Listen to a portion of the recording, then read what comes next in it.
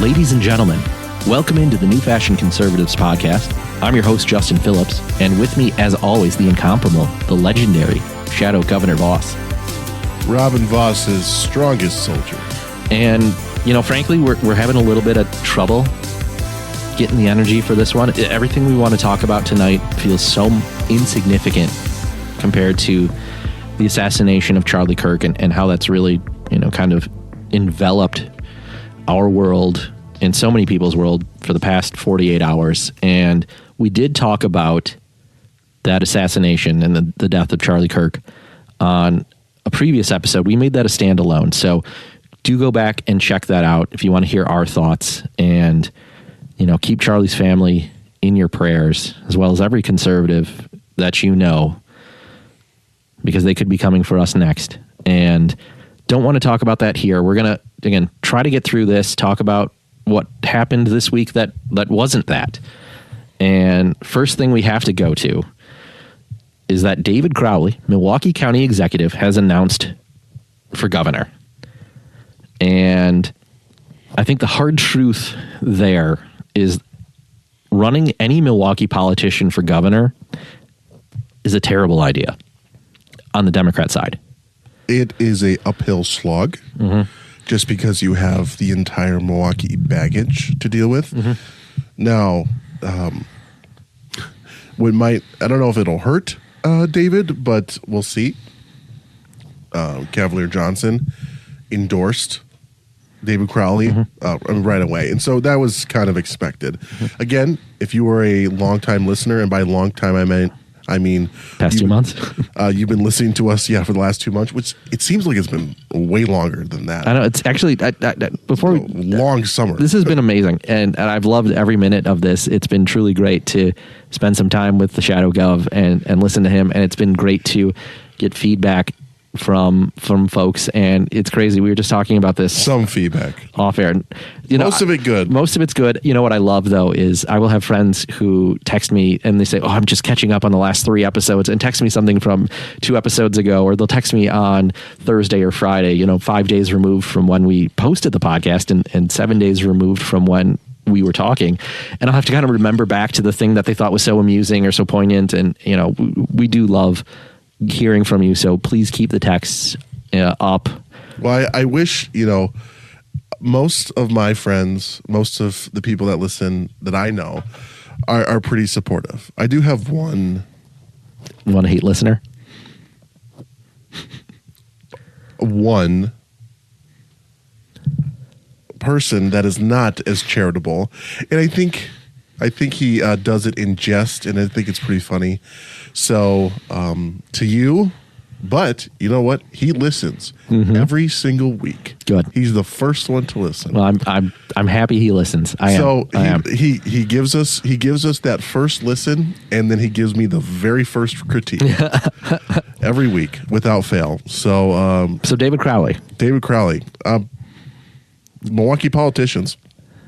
Not always a great track record, unless you're Scott Walker, of course. No, it's true. I mean, Tom Barrett ran for governor of Wisconsin 3 times. I always forget it was 3 times. Yeah, he lost in the primary the first time, and I think that was 2002. No, I'm going to have to remember this one. It might have been, it was 2002. He lost to Jim Doyle, who went on to win the governor's race. He came back in 2010, lost to Scott Walker, and then 2 years later, recall. There was a recall repeat. And then 14. That's true. Yeah. So he's lost statewide races several times. Now, Crowley is no Tom Barrett, clearly. But still, although Milwaukee County, you still have to deal with the whole Milwaukee millstone that hangs very heavy around your neck. And I'm not going to play the video, but it was actually a good video. At least I thought. I thought it was well done. Clearly he's taking a very bipartisan approach. And to his credit, he is somewhat charismatic. He's very well spoken. I do think he's not a bad guy. I mean, based off of what I've seen, that doesn't mean I agree with any of his policies or politics, but I can see the angle he's going for, and he's definitely trying to take the middle ground the middle approach from, I believe, Sarah and Kelda and whoever else decides to run. So he's definitely trying to stake his lane right now, and I think he has. So a couple things there. I mean, yes, I agree with you about him personally, and if I was asked objectively who's a more viable candidate and who's a better person between Cavalier Johnson and David Crowley, I would pick David Crowley. But he will, like you said, has to take the fall for Milwaukee's big city problems: crime, reckless driving, high taxes, terrible schools, poverty. All of it, there's a lot, is going to be laid at his feet, because it would either be him or Chevy. Like, no matter who you are, you represent Milwaukee County, which means Milwaukee City, which means all of the problems that go along with it. And what success does Crowley have to run on? Well, he does have some, and I think he's going to use that. And he's going to use the bipartisan wins that the city and the county got with the state legislature last session, saying, "Oh, look at all the new money we got. We avoided financial collapse," which is, I guess, somewhat true. Was that? I don't think it's technically over that. They're not out of the woods. Was able to stave off financial catastrophe is not exactly. That's a pretty low bar. Yeah, you didn't go. You're not bankrupt is not exactly a high standard, but I guess for Milwaukee, I mean, and having any government services is better than nothing. So, but I'm sure he will bring that up. Which, I mean, he brought up taxes in his video, so I'm assuming he'll bring up some more. But the government service that the city, the county does that is most recognizable is transit, and 1 in 3 riders don't pay for transit. So how do you be like? Not only, how do you stake out a crime position when the broken windows theory is right there of you can't even enforce transit fares? Well, so, I'm not a big, I'm not necessarily in the know as far as what county government does, but sheriffs, health department, transit, parks.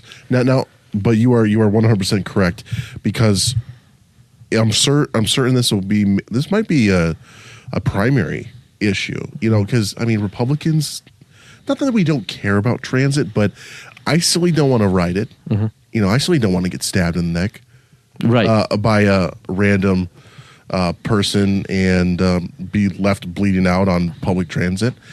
But it's a reality that we have to deal with. And Milwaukee, before you even get to the fare stuff, because that's equally horrible, Milwaukee, the transit system was reporting a $10 million deficit. And then right after that happened, the head person resigned. Yeah, that's right. But then, so that comes out, resigns. Okay, not a good look. You're jumping ship. Interim comes in. Then they resign. Right. It's like, so no one wants to be here. Yeah. Okay, so then the interim is now the head of the department. Yeah, no one wants to take the fall for county transit. And then, of course, on top of all that, then I believe it was Fox 6 did the investigative reporting about the fares because of the 10, like, how do we have, and then, of course, all the supervisors had no idea why any of this was happening. Well, I'm sure fares were, now they only charge like $1. Yeah. Or it's like $1 or $2 a fare.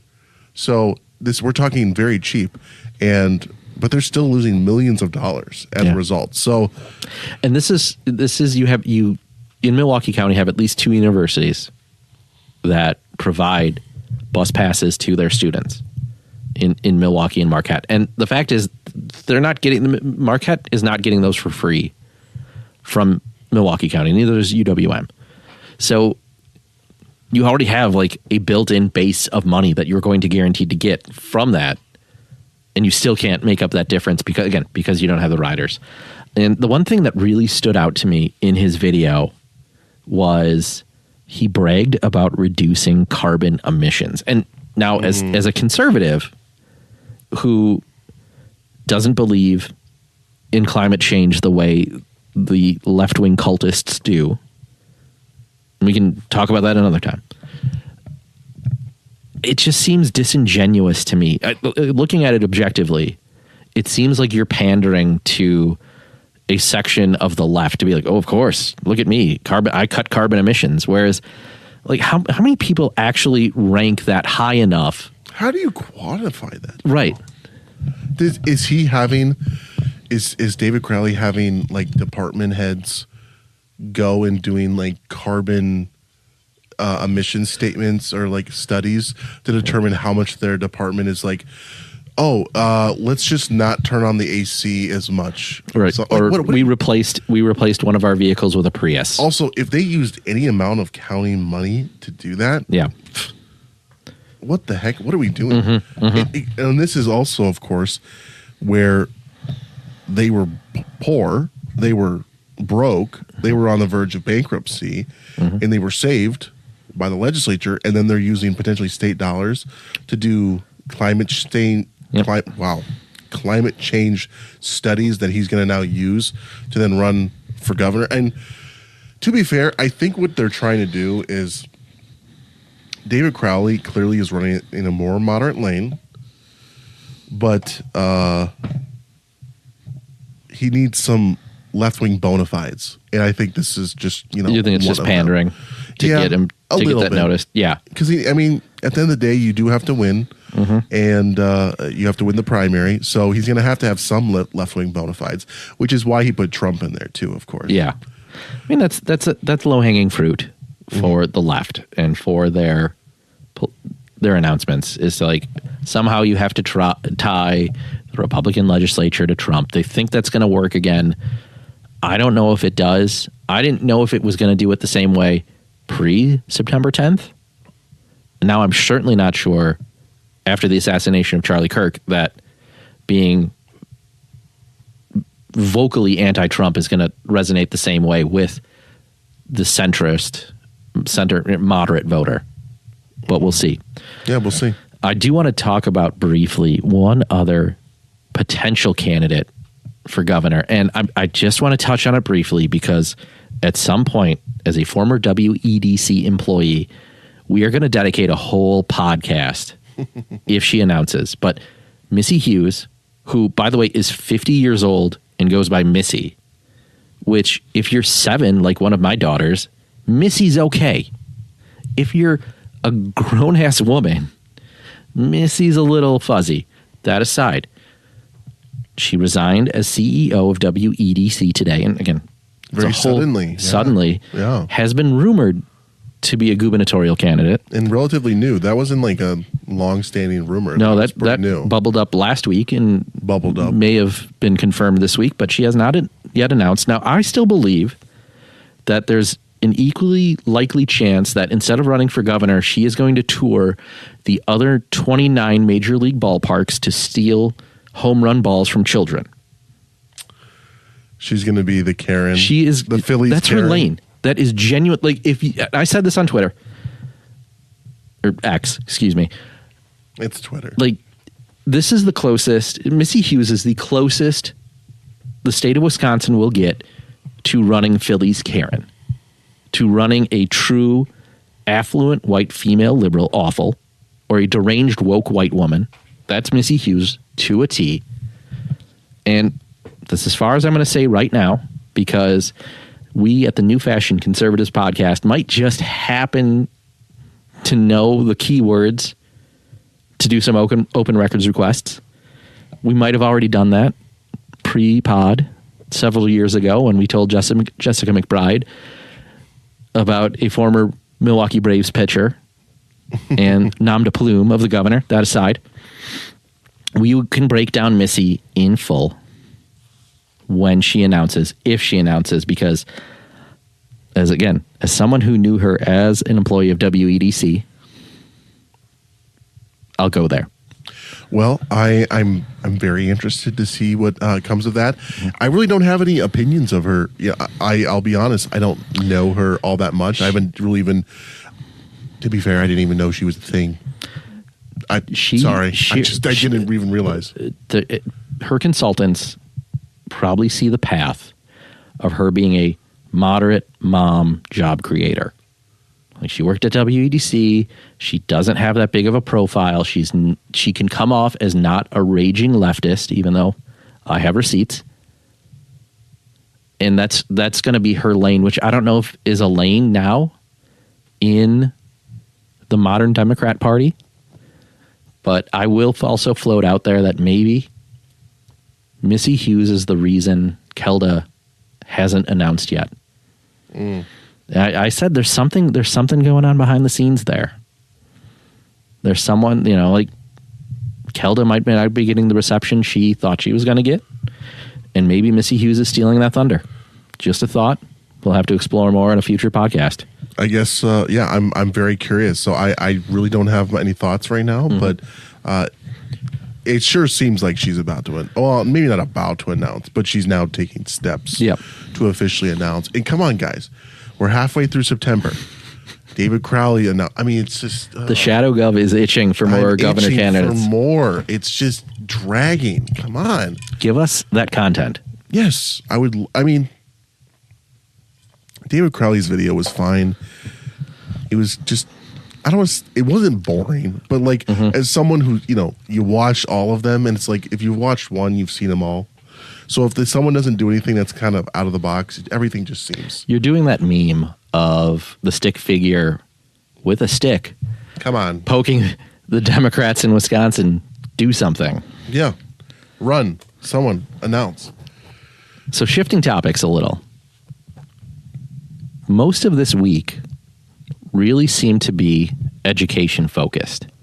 I think we originally had the idea of doing a full education themed pod because of all of the news that has come out, and we're going to get to some of those topics from Will and from UW, a couple others, but the one we're going to start with is the announcement from the governor that he won't sign on to a new school choice tax credit program, sparking criticism from the Trump administration.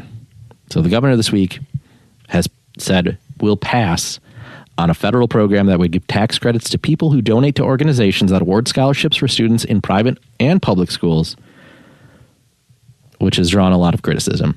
Well, first of all, there is not a great reason to like this other than you're a union stooge who doesn't have to report to voters because you're retiring, and therefore, who cares what anybody thinks? I'm going to veto it. I don't care. I'm not going to support it. And when you frame it like that, a tax credit for those that donate scholarships, give us a break. Shouldn't we be wanting to incentivize more charitable giving? The left loves to talk about, they're bleeding hearts for a reason. Shouldn't we want to be encouraging more people to donate for the sake of scholarships and helping out? I know there's plenty of, the church is the single most charitable organization in the world. And that's probably why they're going after that, and they're not funneling money to NGOs to then ruin America, one NGO at a time. And we got to just funnel all of our money there, apparently. So, again, I'm not surprised. I'm just disappointed. No, actually, what should be insulting to folks is it's not just private school scholarship donations that are getting dinged. It's public school, too. He's literally and you know what happened about this. You know how this happened. Maggie Gao or some low-level, and they're all low-level, but some low-level staffer saw the words tax deduction or tax credit, private school, and said no. Absolutely and not. Then told Tony, hey, we're against this. Go play pickleball, go have some ice cream. We'll take care of why we're against this. Well, and of course they did it. You always know when they get to him right away just because, I'm going to veto this. Like, my brother in Christ, you haven't even seen the bill. Right. Okay? Maybe just hold some judgment, before you've seen it. Then again, if there was a liberal legislature and I was the governor and they came to me with some trans stuff, I would be like, I could care less. I'm not signing any of this. So I guess I understand it. But here, I would veto a literal castration of children. You just want the children not to have scholarships to go to school. Right. And we are not the same. And the fact is, this is just a missed opportunity and a huge mistake by Governor Evers, because this would, again, give money for public and private schools as well for scholarships. And other Democrat governors have signed on to this, including North Carolina Governor Josh Stein. So there's plenty of Democrats that are getting on this. I got to credit Kyle Kanan and Pat Garrett at Will for doing the legwork on this one to draw our attention to it. But, this is definitely one of those things you got to contact the governor's office on, just to again, don't miss this opportunity. So I do want to then shift a little bit and talk about another thing Will put out. And this came out late. It would be a while. Sorry, let me start this over. So I do want to shift a little bit with another project that Will has drawn our attention to. This came out after we cut our last podcast. They put out a video from Kaylee Bishop, who's a highly skilled special education teacher at Thoreau Elementary School as part of Madison Metropolitan School District. She was considered surplus or involuntarily transferred over less qualified teachers based on the district's race-laden score settings. So Will has filed a complaint with the EEOC, which is the first step to taking legal action against the school district because of this reassignment. And Will put out a video that I think we can play just a couple minutes of. I'm just going to do a little bit of introduction on this one. I have always considered myself a very proud Madison progressive liberal. My name is Callie Bishop. I worked at Madison Metropolitan School District for 14 years. I teach children with learning disabilities. I have never wavered from that commitment to teach special education. In Madison, one teacher stood out, not just for her skill, but for her heart.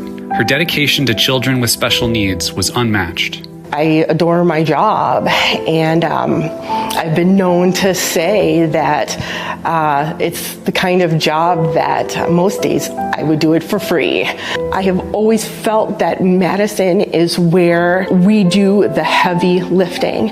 In Madison, it's where we work to lift up all kids. Callie didn't just do the job, she set the standard. I've developed such strong relationships with these families that I feel very often I feel personally invested. Families always have my cell phone number, my personal cell phone number. It is very common for me to receive text messages at any hour of the day or night, weekends, vacations, holidays. And that doesn't matter. I'm always there to answer. But then, Callie was hit with what's called a surplus, an involuntary transfer. The problem wasn't the transfer itself, but how she was chosen, through a scoring system that ignored her ability as a teacher and instead elevated a vague, subjective criterion called culturally responsive practices. Around 2021, the system, they did away with relying solely on seniority.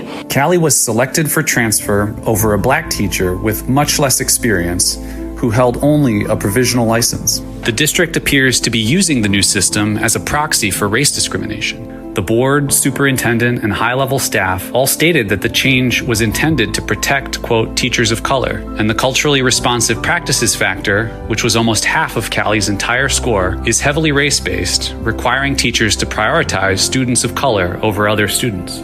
Callie's score in that area came in suspiciously low, just low enough to push her out. I was giving the second to the lowest possible score. I had messaged my principal and I received no response. The only response that I received was, we followed the criteria. There were no examples given. Yet Callie received top-tier evaluations. No one ever mentioned a lack of culturally responsive practices. but now it's the alleged reason for her transfer.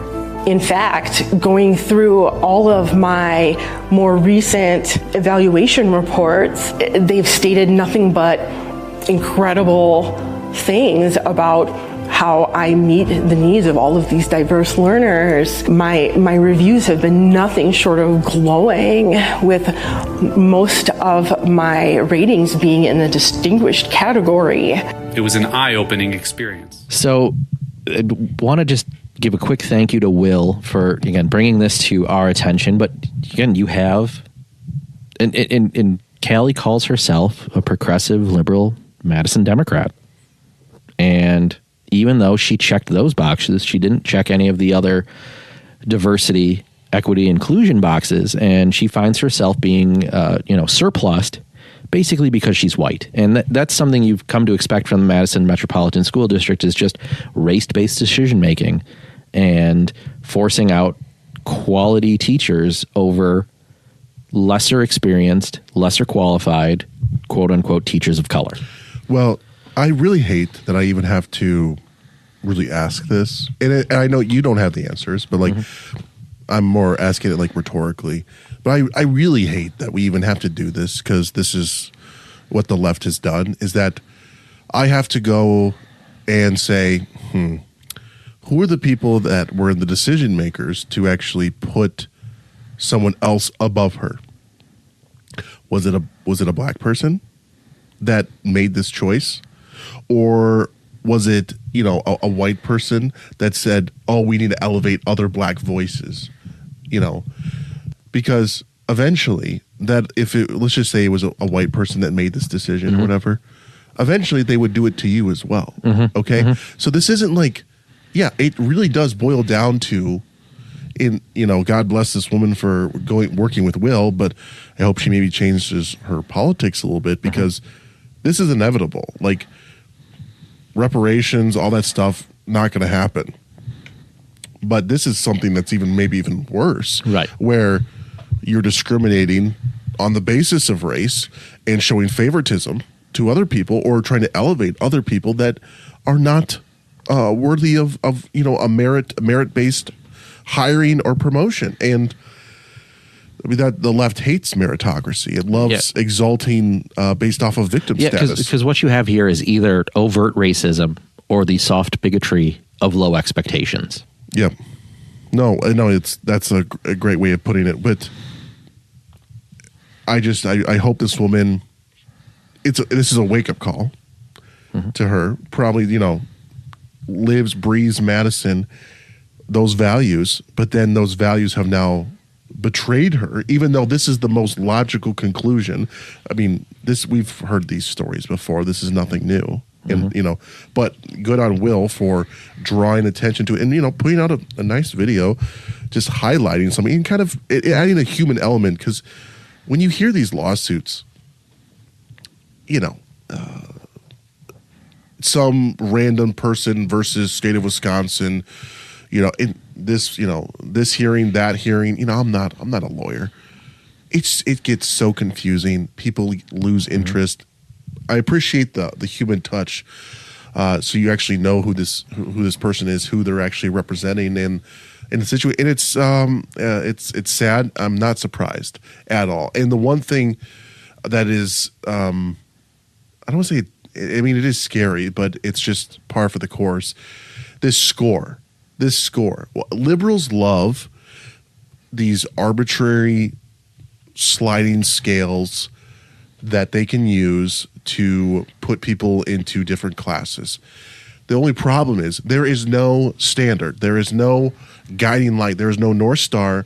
These are just made up, fake and gay standards that they can change tomorrow if they wanted to get the outcome they want. Okay, these are not standards that other states use, or maybe some do, but like the point being is they are arbitrary. They can change tomorrow. The moral relativists are not moral, but they're relative on everything. And this is just one other example. I'm not trying to get preachy. I apologize. This is not the first time. The ESG score, all the other scores that they have, it's all arbitrary to just punish their enemies or what they're Perceived enemies, yeah. perceived enemies, and they exalt their friends, which unfortunately is, again, people on the lower victim status. Yep. So I guess, because what is it? There's white people at the bottom. Then you got white women. Then you got white women that are like disabled or have something wrong with them.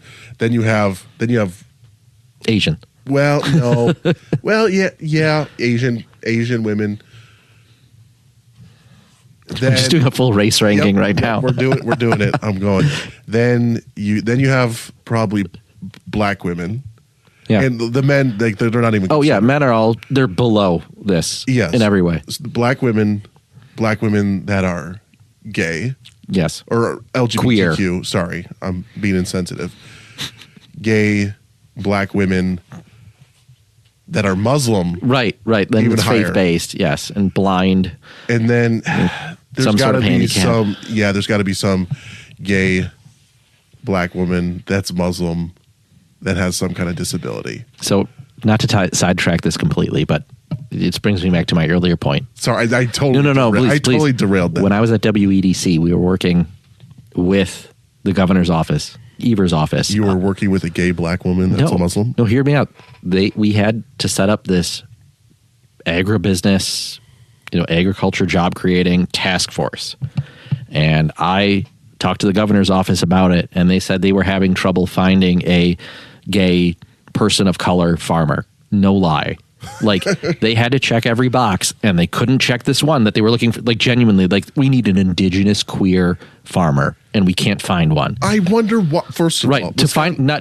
You have to find one, which is a needle in a haystack, and then a needle in a haystack is finding one that's going to serve on a freaking task force, a blue ribbon commission. Oh, my God. Yeah, so they just, like, genuinely. Priorities. Yeah.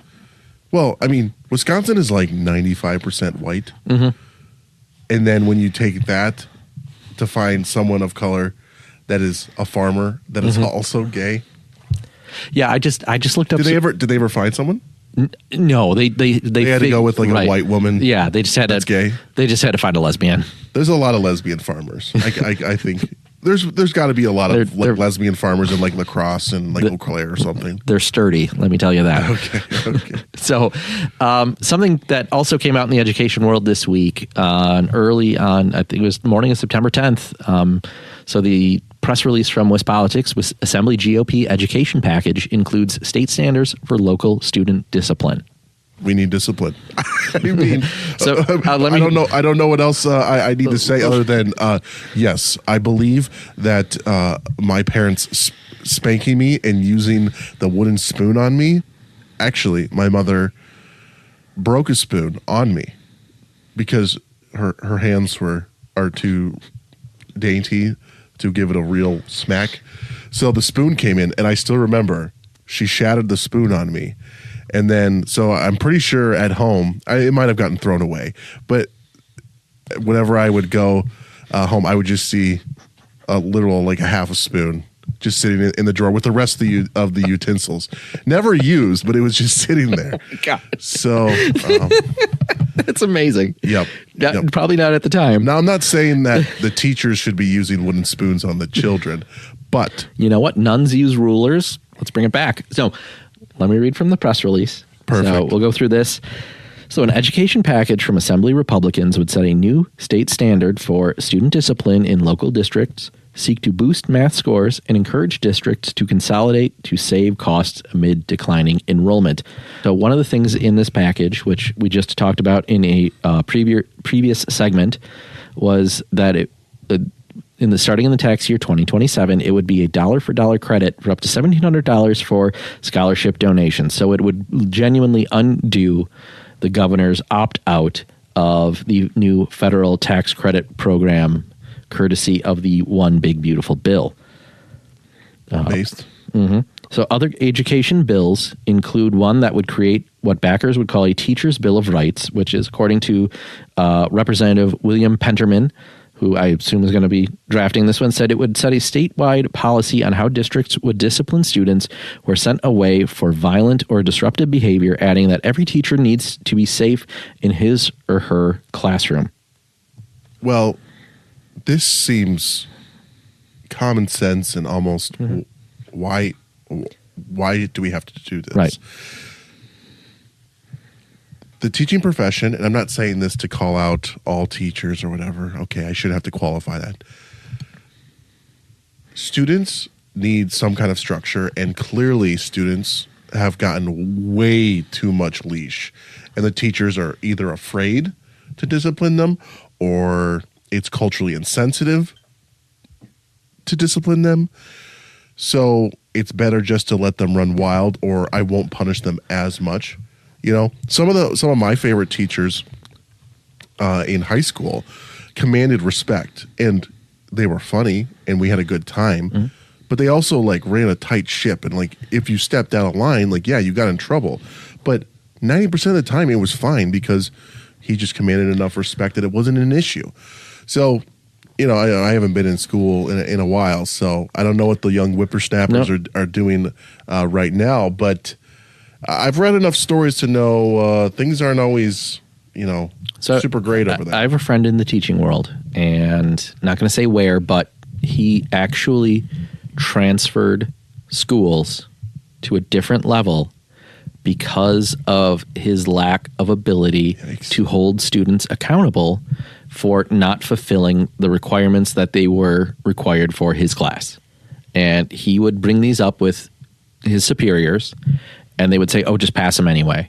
And he's good for it, sort of thing. And he was so frustrated by that. And the irony, of course, is this is the district that he graduated from. These are the people who should have some sense of loyalty and love for where they went to school to bring up the next generation. And he's being told by administrators that you can't take these basic disciplinary steps with them. So that's one of the bills. Wait, I have an anecdotal story. Okay. Sorry. Fire away. I wasn't sure if I was going to mention this because it is not my story, but I heard it from someone, and I guess they're just going to know who I am if I tell the story. But whatever. It is, I think it's poignant here. Former MPS teacher, okay, he told me, I shouldn't even said he. Oh, well, I guess I'm just screwed. Because that really narrows it. There aren't that many male teachers. Anyway. In all of MPS, there are very few male teachers. Yes. So he told me that he was in class and there was a student selling bullets. Okay? Selling bullets, live ammunition, okay, in school. Sent him to the principal's office, okay? Comes back 5 minutes later. No problem. The reason they gave is, well, it's technically not against our weapon policy because it's not a firearm. Wow. Dude, it's bullets. What do you need for a firearm? You freaking idiots.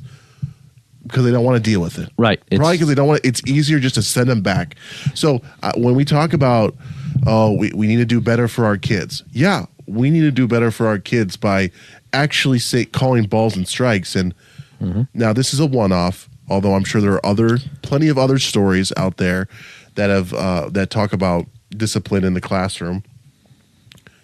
I don't even know how. I mean, that's just one anecdotal evidence that made me extremely angry, and I can't even imagine. I mean, God bless those teachers that actually try to do a good job, and I don't know how they do it. Yep. And so going back to the WIS Politics reporting on this, or the press release, there was a quote here from State Representative Joel Kitchens said the bill on math skills will mirror an approach lawmakers took last session to boost reading scores, including screeners to catch students who are falling behind early and putting them on a path to catch up.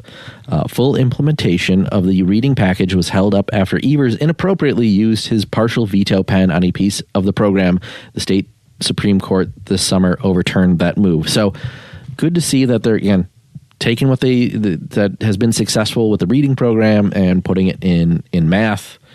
And then lastly, State Representative Amanda Nedweski of Pleasant Prairie said the legislation to encourage district consolidation will consider things like financial incentives and grade sharing. With enrollment down by more than 50,000 students over the past decade, Nedweski argued consolidation is one option districts can consider to reduce administrative overhead, save money, and avoid the cycle of referendums. She said one detail would be worked on was how districts with different mill rates for the property taxes they assess would approach that once they'd merged. So again, we're seeing this all over. School district very nearby here, Kettle Moraine, recently closed an elementary school because enrollment's down, because millennials aren't having kids at the same rate that their parents are, which pros and cons, but mostly cons. So, giving school districts some flexibility, some ways to incentivize making some changes to, not burden the taxpayers with empty school buildings is probably for the best. Well, and this is going to only get worse because the birth rate numbers are not good, and they're not getting any better.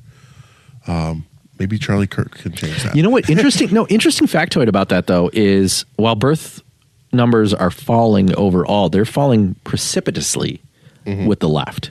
Liberals are not having kids. And which I know, it's funny. Someone's bringing up a Charlie Kirk tweet, and I don't mean to keep on bringing him up. It's kind of hard to this week.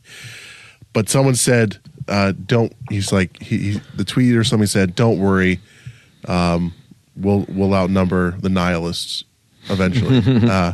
We'll just outproduce them, which I tend to agree with, except they keep on trying to poison the minds of our children in public school, and they keep on trying to turn them into little leftists, like little political agents, which is why I highly recommend you homeschool or send your kids to choice or private school. Vet those private schools. Yeah. I was privileged to attend some very good schools over the years, and I cannot thank my parents enough for doing that. Not that there are good public schools out there, but it is hard to avoid, there's not a good name for it, which is why I'm going to steal from a podcast that I listen to, where he just calls everything that's kind of like the secular, gross leftism, just called it the spirit of the age, which is just kind of, it's an all-encompassing term where, yes, you can have good public schools, but it's hard to avoid the spirit of the age. So, homeschool. Go to parochial school. What I think is interesting, or where I draw the comparison, is I think a lot of people view their school district the way they view their congressman. And that is, my school district is great. Yes. Every other school district sucks. That's 100%. My congressman is great. Every other, but Congress sucks. Yep. And I think that's true in a lot of ways, that there's that comparison. But, early days of this education package from the Assembly GOP, but hope they are able to move that forward. Another thing that came out that I think is really kind of the elementary, middle, high school focus, that seemed to be a renewed debate on cell phones in schools. And I heard this first on Jay Weber, and we don't credit him enough, but that's because I'm not awake at 5 a.m. God bless him for being able to do that time slot for as long as he has. The only times I can wake up at 5 a.m. is if I get to go fishing or golfing. I don't think I could actually do that professionally. And I say wake up at 5 a.m. He's already in the studio by then, so I think he's up at waking like up at 4 or 3:30 or something. Funny anecdote. We can cut this if you want. I remember talking to Jeff Wagner and John Jagler, who's now a member of the state Senate, but used to work at WTMJ, because both of them had a conversation, or separate conversations, but roughly the same time, about it being Lent. And John Jagler woke up to get to his job at like 2 a.m. and ate spaghetti and meatballs during Lent, forgetting that it was Friday. Oh, shoot. At 2:30 in the morning, and he's like, I should have eaten fish. And again, to be able to wake up and have that time schedule so early, it's really remarkable. And those guys don't get enough credit. And I'm not saying that so we get recognized by Jay Weber. I felt that way for years. But there was a debate on Jay Weber that talked about a cell phone ban, and Wisconsin is one of like 8 states that doesn't have a cell phone ban. which had bipartisan support last session until apparently some squishy GOP lawmakers decided to, take a step back from that. And Evers said he wouldn't sign a cell phone ban bill. Gay. 18 states have implemented a bell-to-bell ban, with more following suit, leading to a significant improvement in student behavior, learning, comprehension, communication. And parents, I guess apparently some of the reasons why the GOP lawmakers got squishy on it is because they felt like they needed to text their kids during class. And look, I kind of understand a little bit of that, but you should be able to not have your cell phone in your class. Maybe your mom, your dad wants to text you to make sure you remember you have practice lesson or dentist appointment for your braces, what have you, at the end of the day. And I would have, if I had a cell phone like I do now when I was in high school, that would have probably benefited me because I was someone who thought he could remember everything in his calendar and forgot all the time the things he was supposed to be doing. So that could be helpful. But overall, like I again, having some casual conversations with high school age students, I have a solution. They've admitted that like a bell-to-bell ban would be better than what they have. Now, school districts around here have a during class ban, and they have to put it in like a basket. Yeah, or it's like one of those security Ziploc bags that blocks signals and whatnot. Faraday bag. Yeah, so they have in every classroom they have to put it in that. And I think that's solid. But then they go to lunch and they just scroll memes and play tap games or what have you during lunch. And the person I talked to said they would actually prefer if the ban was during lunch too, because then they would communicate with their friends. And everything I've heard is that if that ban is bell to bell, like the students are more engaged, they're more friendly with each other, they are more communicative, they are friendlier with teachers. Like it's all better. Like we also did function without the phones. We did. So we can do it again. Yeah. I have a solution too. Fire away. We ban the phones outright. But parents can send their kids with pagers. That's it. Here, little beep beep. You got that thing? There's a little reminder. Boom, done. When I was that's all you get. It's one-way messaging. That's it. No problem. You get a little message. Or if you wanted to maybe you give them a flip phone. Give me that Motorola Juke. No, they should. Give me the Motorola Juke. High school students should have to suffer through the embarrassment that I suffered through, and any of us of my age range suffered through, which is to have your teacher's schoolroom phone ring, them answer it, and shout, Justin, your dad is picking you up after school. You don't have to take the bus. And I got that pretty regularly. Again, just because that's how it worked in my generation. Is you would just call the office, and the office either gets the message to the teacher of the room you're in, or they call you down in between classes to give you the message. That's how it needs to be. Old school. Yeah, I mean, it worked. It worked, and the more we realize that, I mean, kids that are like 10 years old should not be having smartphones. No. I don't even know if I would let a 16-year-old. I don't know. They're just so impressionable. Yeah, and there's I don't know. Thankfully, I don't have to worry about that right now, but I know that is on the horizon. I don't know what blockers I can put up as a parent to make sure my kid's phone is secure, because you can access a whole lot of stuff on one Safari app, or hell, you look at Reddit. It's got a ton of stuff on there. Your Instagram algorithm can get flummoxed really quickly if you search for a couple of things. Like, it's all out there. And although I do think it is a good thing that a lot of these millennial and the next generation parents, they kind of understand the internet. I feel for the Gen X boomers who kind of grew up right, on the tail end of the technology craze. It is. Everyone was learning it. So like learning what it could do, how do you curtail it? Parental controls were just brand new. No one knew what was going on. So I don't totally blame them. Mm-hmm.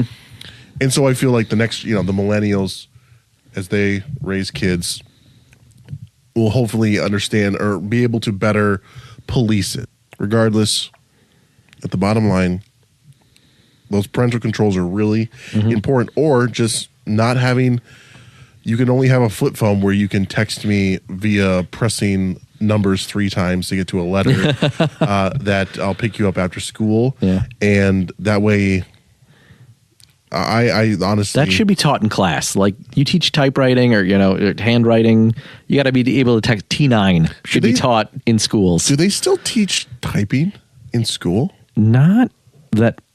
keyboard typing. No, that was... So, my generation was probably one of the last that was taught keyboard typing. I was taught it. We were probably one of the last generations that... I didn't have the internet until 5th or 6th grade. And that was dial-up. That was 56.6 dial-up modem. I did not have high-speed internet until I went to college. Now, that was partially because of my parents' stubbornness, and maybe not realizing that they wanted to make my life impossible by downloading one song off Kazaa or LimeWire. Oh, LimeWire. So, funny enough, I was actually having a conversation with a dad friend of mine who's also a girl dad. And we were talking about the fact that, several years ago, we were both teenage boys. And so we're not idiots. We know all the tricks. And I think that's being a millennial parent now is like having grown up in the internet that was with Kazaa, with LimeWire, with a bunch of stuff to access. I didn't even know what Kazaa was, to be honest. Oh, my gosh. I know LimeWire very well. Now you know the difference in age between the Shadow Gov and myself. I knew LimeWire. I'm pretty sure I still have a computer that is dead with viruses because of LimeWire. But yeah, the continuity we would have to get in our song titles. And let me tell you about my first Dell jukebox. That was not an iPod Series 1, but that's another story. We can have let's remember some nostalgic stuff another time, and we can cut all that if we want to. But, learn, like this dad, we're not idiots about what's on the internet, and we're going to do everything we can to preserve our kids' innocence and keep them away from as much of the garbage that's out there as possible. And, that ends the day we hand them a smartphone. Yeah. Kudos to my parents for doing a good job on that because, so I have a anecdotal funny story. Mm-hmm. I was in 5th or 6th grade, I believe, and grade school, playground, horsing around when suddenly someone said, "Hey, Shadow Governor said a bad word." And I say Shadow Governor because I'm not going to say my real name. Shadow Governor is my real name. Not legally yet. Not yet. But they're like, "Oh, he said a bad word." And I'm like, "What do you mean? What did I say?" And they wouldn't tell me what I said. But I didn't even know what bad words were. Like, I didn't even know what it was. I didn't even know what a bad word was. Exactly. Yeah. Okay, don't say sucks or whatever, that thing. But like, I didn't know any of them. And I just remember being so distraught because they were accusing me of something, of a crime that I didn't even know I had committed. And I know I didn't even commit it because I didn't even know the word. And I just, thinking back, it was such simpler times when before the world lit itself on fire. So I had the exact same experience. I was in 1st or 2nd grade, and I said the word ass because the prior night, my parents had taken me to an Admirals game, and we were in the upper deck. And I don't know why my parents would take me to an Admirals game on a school night, but the guys in front of me were talking about the Penguins. I didn't know what the Penguins were and the Admirals. And one of the guys said the Penguins would kick the Admirals' ass. And then I said that to my friend in 1st grade, 2nd grade, who had an older brother who knew these words. And then he told the teacher that I said the word ass. And I had to sit out the entire gym class because of it. Wow. And I had no idea what I said. My parents talked to me about it after school, and I still didn't know. So had that experience as well. Also, the fact that you had to sit out for the rest of class for saying ass when there are people in our schools that like beat up like teachers, and Yeah. It's a different time. wow. If only we could go back. Indeed. So to shift topics a little bit, I want to talk about UW-Madison in a lot of different ways. And this conversation was probably going to go way differently before the afternoon of September 10th than it was before. And the reality is the University of Madison, the flagship institution of the state of Wisconsin, the team that everyone associates themselves with, whether they went to no college or UW Stevens Point, are the Badgers. And recently came out that there was a first day reflection in a class at UW-Madison that included a reflection on what are some of your socio-cultural identities. Are any of these identities privileged? Are any of them marginalized? For instance, your professor identifies as white, cisgender woman with a U.S. passport. Although she has a hetero-passing marriage for many years, she is pansexual. Privileges. Whiteness and cisgender people are privileged, and not only in U.S. society, but other parts of the world as well. Marginalized. Even in the 21st century, women are often fight for equal pay, opportunities, and respect. Pansexual people are often misunderstood by both gay and straight people. And what is more, any kind of queer sexuality continues to arouse suspicion in many parts of the world, including here in the United States. That is genuinely something that was handed out on the first day of UW-Madison. Why do you have to say arouse? Gosh. Now, as someone who can say he's in an LGBTQIA relationship, because I believe the I stands for Italian, and my wife is full-blooded Italian. Very nice. I am now a part of a marginalized community, even though I am white, cisgender, and hetero-passing with a U.S. passport. So apparently, like, that is now a qualifier, is the passport as opposed to American. I have a... This is just the Robin DiAngelo, like, white fragility, white, you have to feel bad for being the race that you were born with. And I'm frankly, I'm so tired of it. I am, and not that this is, oh, wow, controversial opinion. Conservative doesn't like DEI and woke politics. Yeah. Big reveal, more at 10. But this is, in light of, September 10th, of course, I am done with having to feel bad for, who I am as a person. And not that I felt bad about it before, but like this, students need to speak up and basically, proverbially attack these views. Okay. They need to confront these teachers and say, this is bullcrap. Why are we doing this? Now, or you could just not take the class too, but this is first day of class. So this is unavoidable. Right. And this you don't know going in, probably don't know going in. This is a journalism class too. Yeah. So journalism, this is training the next generation of journalists. Yes. Which, banger. Sounds like it's going to be great.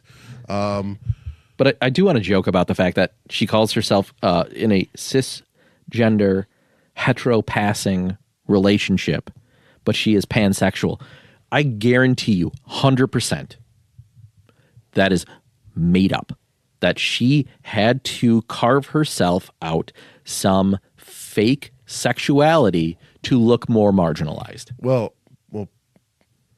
I say that it's not real, but like pansexual is quote unquote real in their community. But yes, I genuinely agree. She's just a white woman that's married to a dude for forever. And she needs to throw another qualifier on that. Well, yes, like I am in a heterosexual relationship, but I have this weird thing also. Because you know what it is? You know what it boils down? And this is why ultimately I feel sorry for these people. They desperately want to be a part of something that is bigger than themselves. They want that their sexuality becomes, it doesn't just become about them. It's like it's something bigger, which in my opinion, it's a religion. They have their own rights. They have their own things that they worship. They have things that you can't say that they're blaspheming if you say otherwise. It's their own religion, and they just so desperately want to be a part of a group, something bigger than themselves. And so that's why they attach all these letters to be a part of it. And that's why they ostracize you if you don't, or if you disrespect it. So honestly, as much as we should 100% push back on this, and I hope the students do. Yeah. Don't put up with this crap. And you can be pointed, but don't obviously do anything stupid. But you can be very pointed, call out teachers, and the university systems, and not just Wisconsin, but academia as a whole has been largely taken over by leftists. And well, how are you going to fight back on that? Is by calling these people out first and foremost. We're talking about UW system here, UW-Madison, with this nonsense going on, but this is pre-September 10th nonsense. And now we are in a post-September 10th world where we need to talk about the fact that over the past almost 60 hours now, people have dug up, including yours truly, the shadow governor, have found tweets, Bluesky posts, Facebook posts from UW staff and professors about the assassination of Charlie Kirk, celebrating it. And first of all, kudos to Benjamin Rothove, which is the president, I think, of the YAF on campus, as well as I think the CRs as well. He posted a number of professors, UW-Madison staff that posted on Bluesky, because they've mostly been driven from Twitter to the left-wing cesspool. To the left-wing cesspool, which even Bluesky had to come out with a statement that said, you're going to get TOS if you keep on doing this. I think they said it out generally, not to these specific people.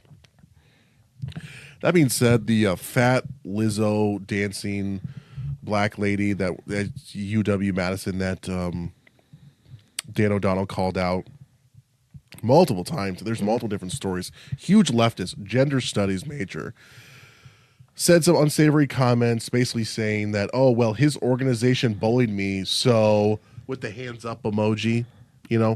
So clearly they're tiptoeing around saying, dancing on his grave, but come on, we're not idiots. Well, I wasn't born yesterday. I know what you're saying. There is a member of the political science department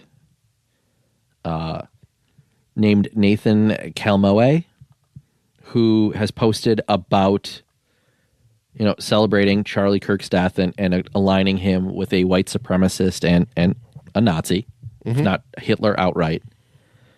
Well, he was technically reposting stuff that was calling Trump the Fuhrer. Sure. And then, but if Trump's the Fuhrer, then what is Charlie Kirk? Right. And then Goebbels? we saw what John, yes. And, we also saw there was some chalking done on State Street with Charlie Kirk is dead with a heart and a couple other, very similar photos. Credit to you for posting them and to Benjamin Rothove for, finding them in the first place. But what this leads me to is two things. One is, as a Wisconsinite, as someone who has young kids who I want to go to to university, to a higher level of education, I do not think for a second that it is worth sending my kids to UW-Madison. It is, I cannot justify that. And this was, again, recently posted in the New York Post, and through a couple of tweets I saw that SEC schools in southern states are doing amazing work right now. Auburn University's freshman class acceptance rate decreased from 85% to 46%. Clemson University dropped from 52% to 38%. I look at the way that Southern SEC schools, not specifically, but, call them general, Southern schools are treating conservative philosophy, are treating those kids who have strong faith, who are right-leaning, and accepting them more than what the University of UW-Madison is doing. And it's despicable what it's done. And the reason I say this is because the UW system, and specifically UW-Madison, has cracked the code to make the grift work. And that's two-pronged grift. One is they find Republican alumni to donate tons of money to the majority, and then we put in to the state budget a giant funding surplus. We overfund the university because they use those Republican alumni as puppets to give money to the majority offices. And the second one is UW-Madison has consistently, only recently, but consistently hired quote unquote conservative staffers. And what they do is they find a staffer in a Republican office and just bring them into the fold. And those people can talk the talk with conservative Republican legislators, even though they themselves aren't. Maybe they're some midlife crisis, poorly tattooed, former GOP staffer who's, in fact, possibly a liberal and at best at moderate, to go in and con state legislators into giving the UW money. And Madison's cracked that code. That's their entire that's their entire government relations department is quote unquote conservative former Republican staffers.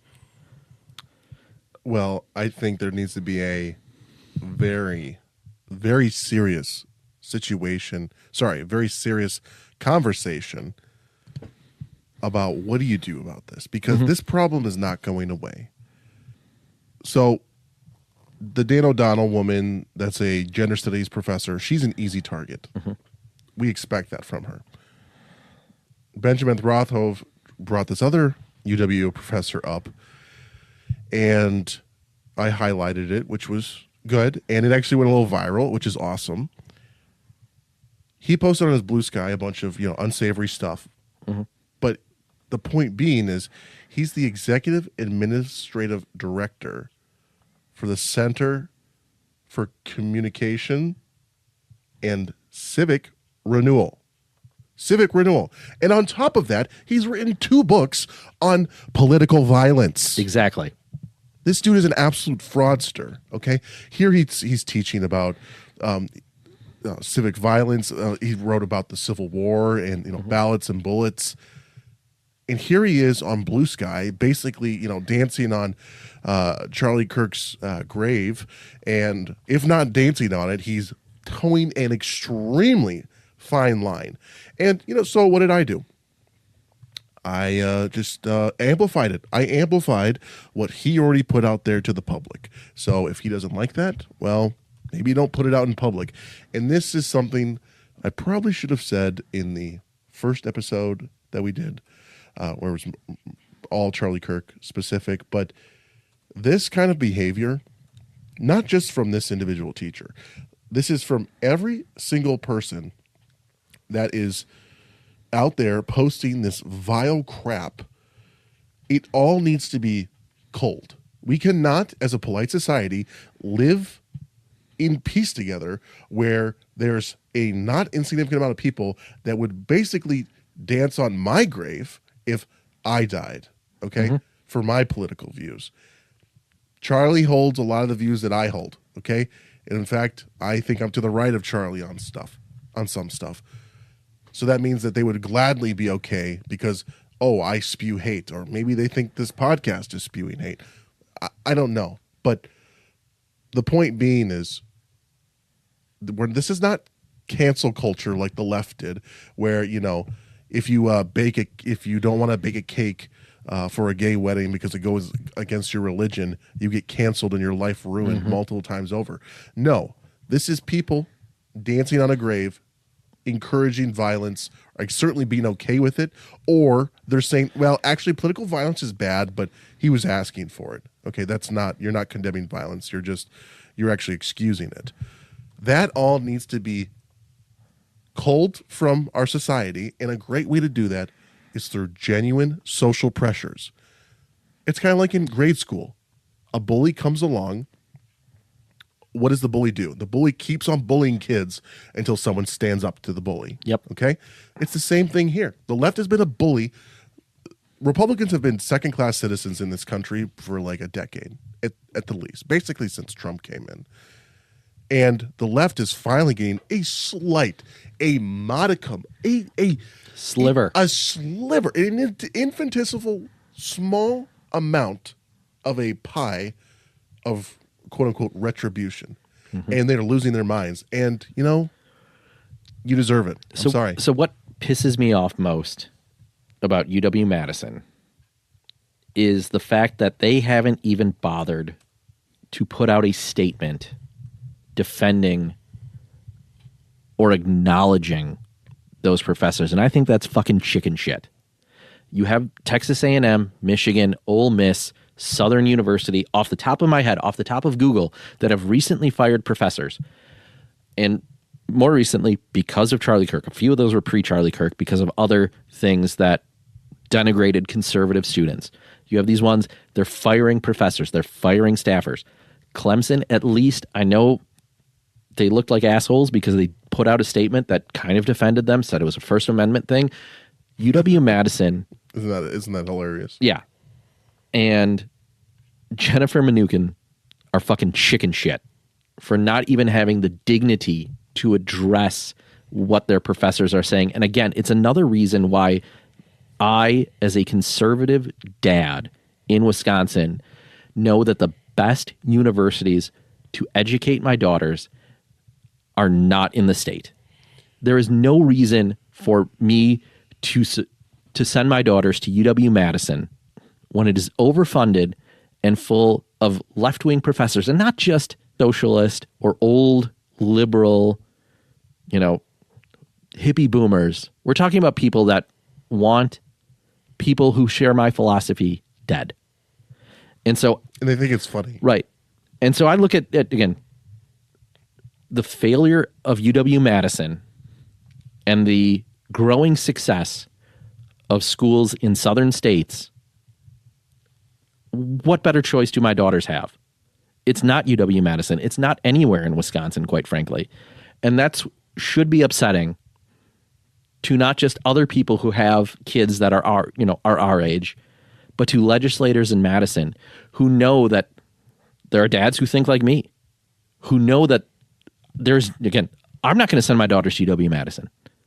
I want them to go somewhere where they're going to be respected, where they're going to be supported, and where they're going to be acknowledged. And just that's not UW-Madison. Well, I think this is just an example. I'm being extremely charitable to UW-Madison, but I'm going to assume that, I posted this like Thursday night late, and then it didn't actually start popping off until Friday morning, Friday midday, and especially, Friday afternoon. Right. Actually, I just want to do a little quick heat check on it just because. I checked UW-Madison's Twitter, and they still haven't had the dignity to acknowledge this is the thing. The shit that their staff and professors are posting. I'm not surprised that they haven't done anything. It's a Friday. Okay? It's a Friday. It's just easier to let the weekend cool things off. I'm sorry, but Charlie Kirk's death isn't going to just chill over a weekend, okay? I might have some free time this weekend. Maybe I want to look through some more Bluesky accounts. I think it'd be interesting. Yeah. Maybe look if there's anyone else that has any major despicable. I'm not trying to ruin someone's. I'm not trying to dox someone here. Put out their home address. You shouldn't do that. Mm-hmm. You shouldn't be doing that. But we cannot share a country with people that want us dead.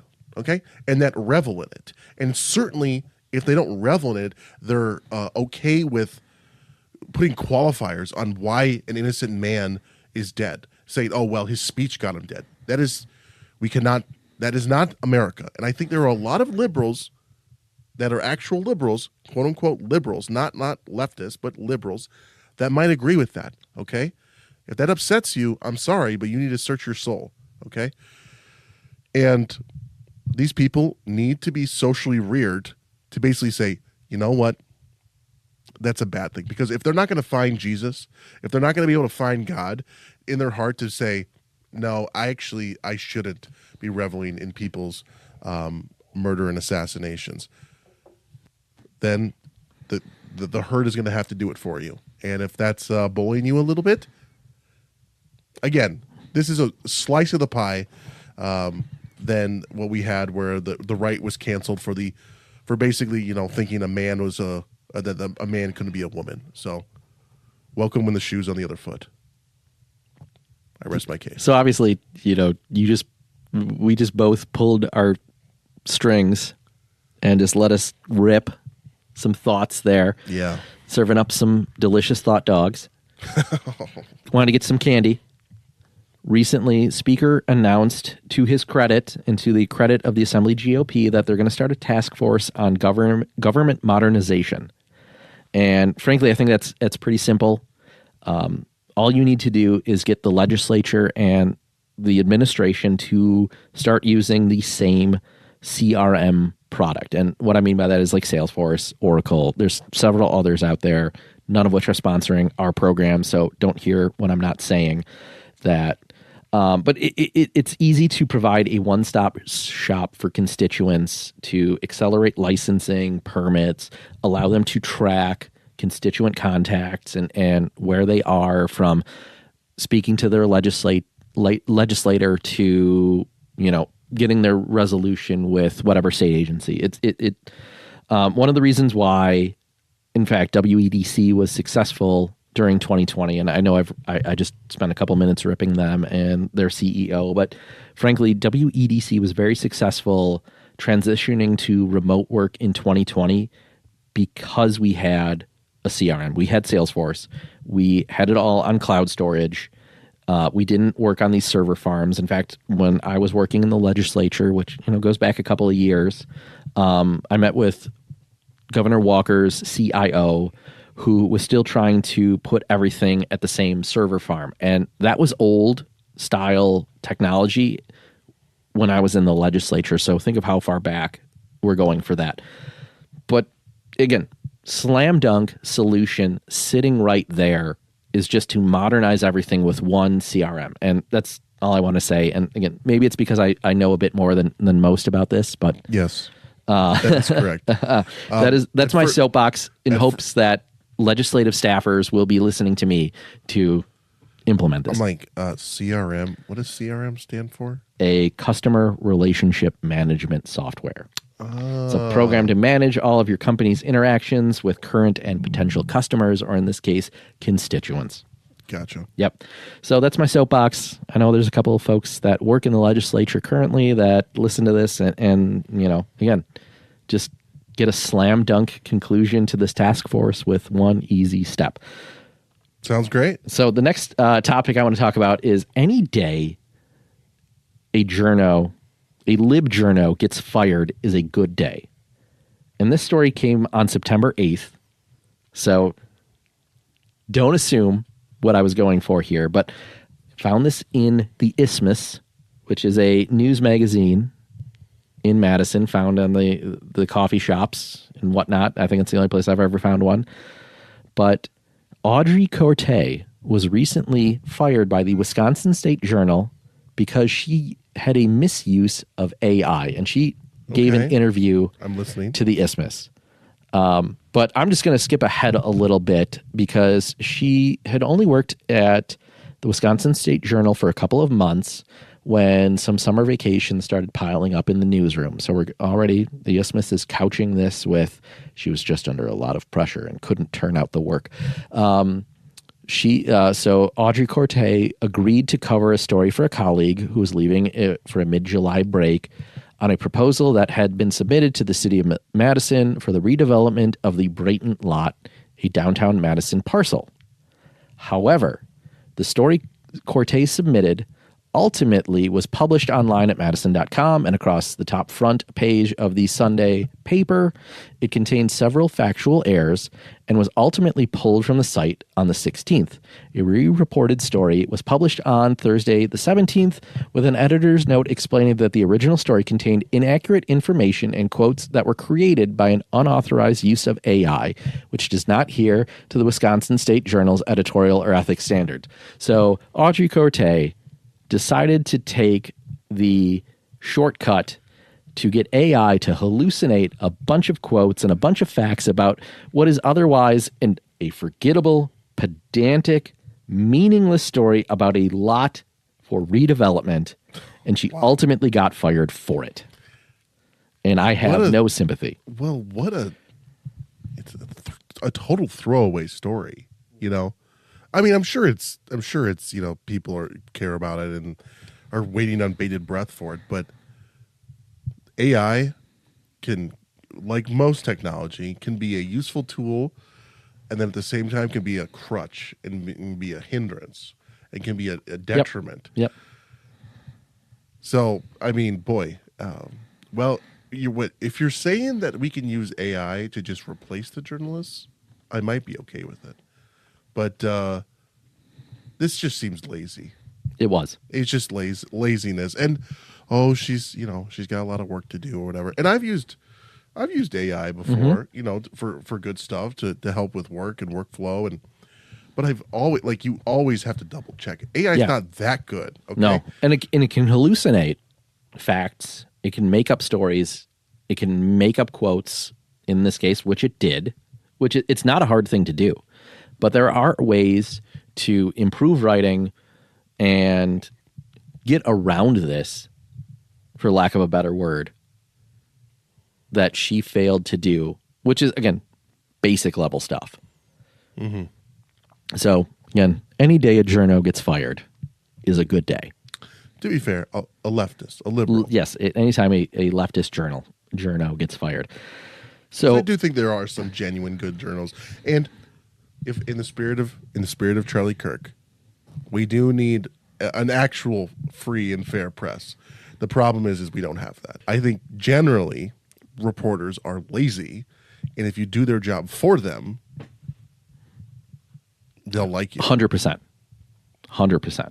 Anything where they can just put their name on a byline and get clicks, if you do all the work for them. So, final bit of candy, and it's really not candy. It's gross candy. We call it black licorice, or I don't know, good and plenty. Gross.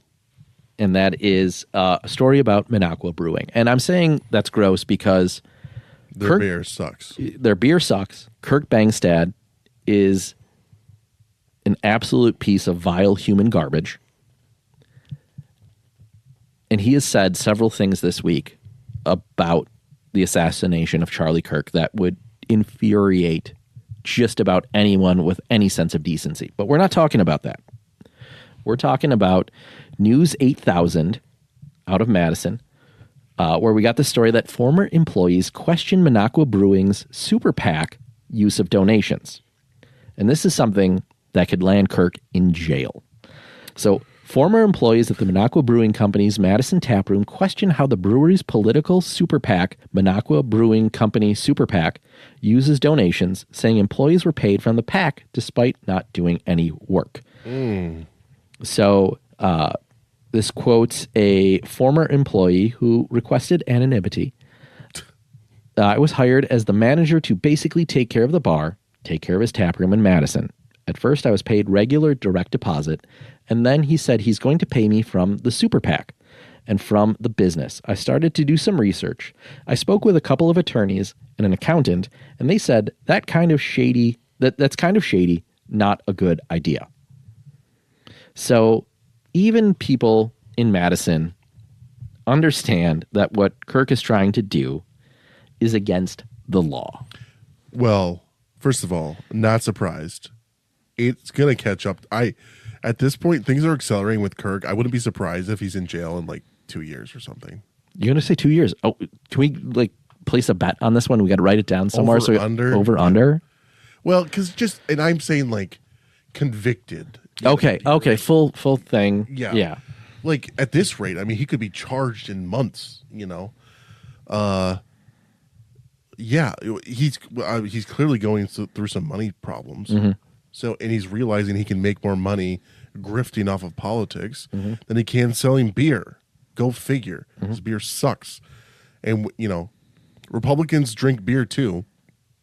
And he's cut off half of his market by basically crapping all over Republicans. Yep. And now he's gone so insane that even liberals are like, yo, take this guy to the loony bin.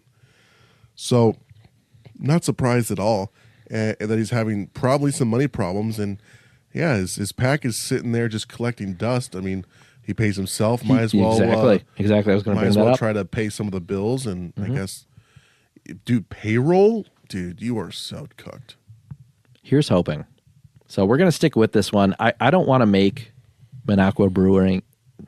I don't want to make Minocqua Brewing like a weekly segment of ours, but it is just such low-hanging fruit for us to ridicule and point out how terrible of a person and businessman that Kirk Bangstad is. I relish in, I mean, the dude is, I mean, he's just vile. I mean, it's not even like he's losing fans with liberals, okay? Just the most deranged leftists are the ones that support him now. So, like, if he were to go out of business tomorrow, I don't think anyone would really care. No, not at all. And I hope that, I hope this is what they should do. Go out of business. They got to sell the property. Someone just creates a new Minocqua Brewing Company, but it's actually good. It's actually good beer and not just AOC pale ales or whatever the heck they call them or whatever. We would. So this sounds like a crowdsourced project that the folks here at New Fashion Conservatives can do. Yep. We can make a Trump NA beer. Yes, but do a Minocqua Brewing Company in Waukesha County. Exactly. Yeah. Well, if you want to fund that project or any of others, reach out. We'll send you our Venmo because that's totally legit. And I think we're going to call it a wrap on this one. I want to thank all the listeners for making it with us. We kind of went sideways on a couple things. We had some laughs. I hope you did too. I hope it just for a couple minutes took some focus off of all of the terrible stuff that's going on right now. Made you just maybe forget about what you saw last week and the images and emotions you had from that. Hope you had some fun.